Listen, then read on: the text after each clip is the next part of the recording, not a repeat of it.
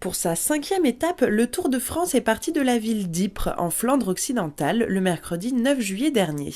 L'événement a rassemblé de nombreux fans du Tour, habitués ou suiveurs d'occasion. C'est la première fois et c'est parce que mon fils qui est à côté de moi, qui voulait voir le Tour de France et tout ce qui est autour du Tour de France. C'est déjà la 10e année que je suis vraiment le Tour de France, plusieurs étapes, et je suis fort fan du Tour de France.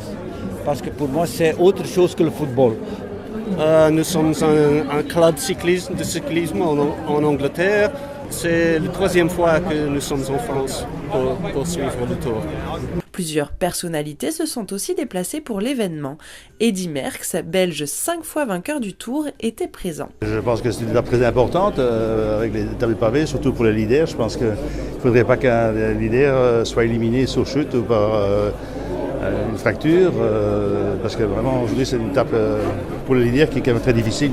Ce 101e Tour de France a débuté le 5 juillet dernier à Leeds, en Angleterre. C'était quelque chose de complètement fou. Il y a eu, je crois, 5 millions de spectateurs au cours des 3 jours. C'est une première. Hein. Moi, j'ai déjà fait, c'est mon 42e Tour de France en tant que coureur ou suiveur.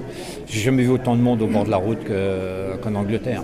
Pour cette première étape du Tour sur le sol belge, le roi Philippe s'est déplacé en personne et a donné le coup d'envoi à 14h. Cette étape de Ypres à Arenberg, porte du Hainaut, proposait un kilométrage de secteur pavé réduit à 13 km en raison des mauvaises conditions climatiques. L'étape a été marquée par l'abandon du Britannique Chris Froome et par la victoire d'étape du Néerlandais Lars Boom.